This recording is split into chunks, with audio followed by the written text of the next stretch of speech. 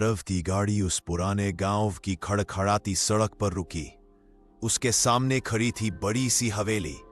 दीवारें पीली पड़ी थीं, खिड़कियां टूटी हुई थीं। यहाँ का वातावरण भारी था।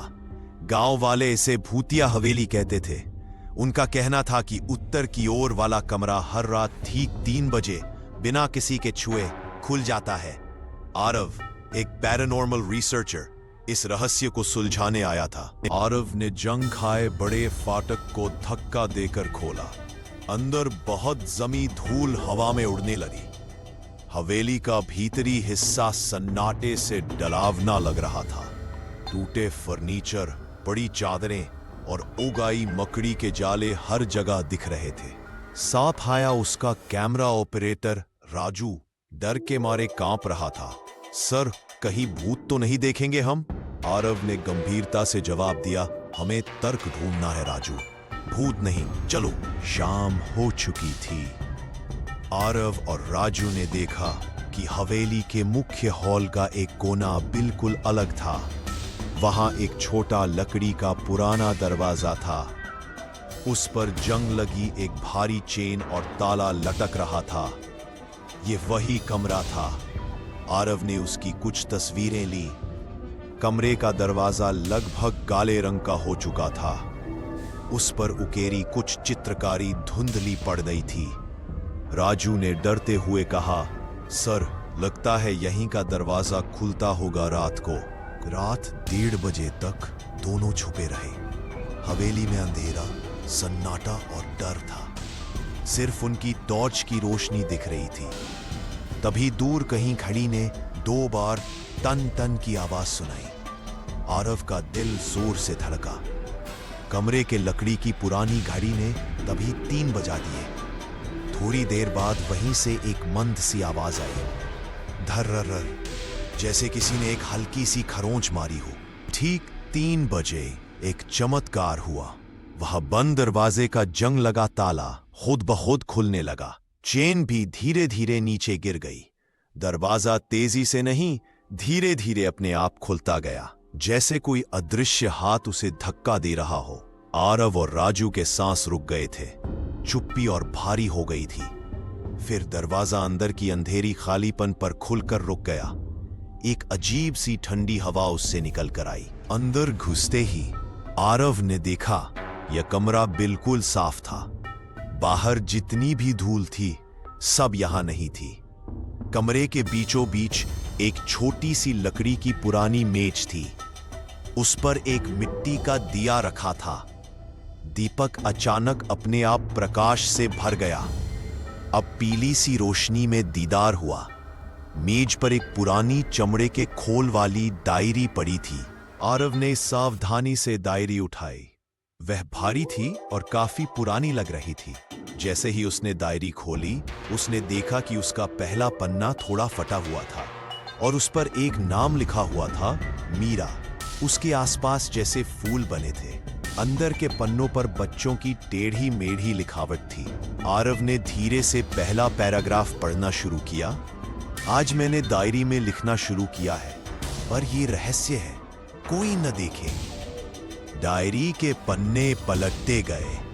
मीरा की जिंदगी का दर्द धीरे धीरे सामने आने लगा।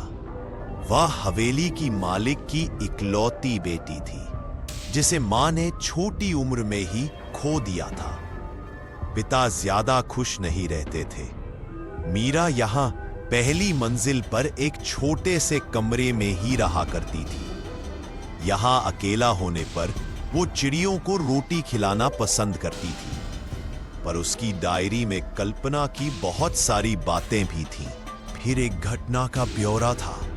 एक रात भारी बारिश हो रही थी। मीरा ने डायरी में लिखा कि उसका पिता बहुत गुस्से में था। दोनों की जोर जोर से बातचीत सुनाई दे रही थी। तुमने यहां क्यों छुपाया था? पिता चिल्ला रहे थे। मीरा बहुत डरी हुई थी। उसने लिखा, पापा को मेरी नजर में गुस्सा था। मैं ऊपर की खिड़की में चली गई और फिर वह कभी नहीं लौटी। आरव को सांस रोकने की जरूरत महसूस हुई। मीरा का अंतिम बात डायरी में बहुत दुखद था। एक पन्ने पर बस इतना मिला, पापा ने गलत समझा। मैं सिर्फ बारिश देख रही थी। मैं गिर गई। मैं चोट खा गई। बहुत दुख हो रहा है। मैं अकेली हूं। पापा ने मेरी तस्वीर भी उतार दी है। अब मुझसे कोई बात नहीं करता। दूसरे पन्ने पर केवल एक लाइन थी, पर मैं वापस आने वाली हूं। अचानक कमरे का तापमान बहुत गिर गया। वहां दिए की रोशनी कम होने लगी और फिर ठहर गई। पीछे एक कमजोर धड़कन सी आवाज हुई। आरव ने पीछे मुड़कर देखा। छोटी सी पारदर्शी सी इंसानी आकृति दिख रही थी, पर उसने कोई चेहरा नहीं देखा। फिर हल्की, छोटी और सहमी सी किसी की आवाज कमरे में गूंजी। तुमने पढ़ लिया मेरी कहानी? आरव डर गया था, पर उसने जवाब दिया, हाँ मीरा, मैंने पढ़ लिया। क्या तुम 3 बजे के दरवाजे की वजह हो?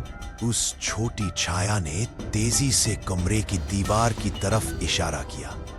वहां एक जगह पर मोटा प्लास्टर से छिपाया कुछ है। फिर उस छाया ने आह भरी। उसकी आवाज में दर्द था। पापा का खजाना। डरते थे चोरों से। पापा ने सोचा मैं चुराने आई थी। नहीं, मैं तो बारिश देख रही थी, गिर गई। फिर पापा बहुत पछताए। आखिरी पन्ना देखो। फिर वो कमरे में दुआ बनकर फैल गई। आरव ने तुरंत उस जगह को तलाशा। लोहे की मदद से प्लास्टर की दरार तोड़ी। उसके अंदर दबी थी एक तस्वीर। मीरा की बड़ी सी मुस्कुराती हुई फोटो थी, जो हवेली के बगीचे में खड़ी थी। पीछे वहीं के पेड़ थे। दूसरी तरफ उसके हाथ में खिलौना था, लेकिन असली जानकारी डायरी के अंतिम पन्ने पर मिली, जो पहले चिपका हुआ था। उस पर मीरा के पापा ने लिखा था, मेरी बेटी, मैंने तुम्हें गलत समझा, क्षमा कर देना। मैं हमेशा तुम्हारा प्यार तलाशता रहा। डायरी और दरवाजा, ये तुम्हारा रास्ता है आने का। मेरे घर लौटाओ कभी भी। पापा। दरवाजा आज रात खुलने का राज था।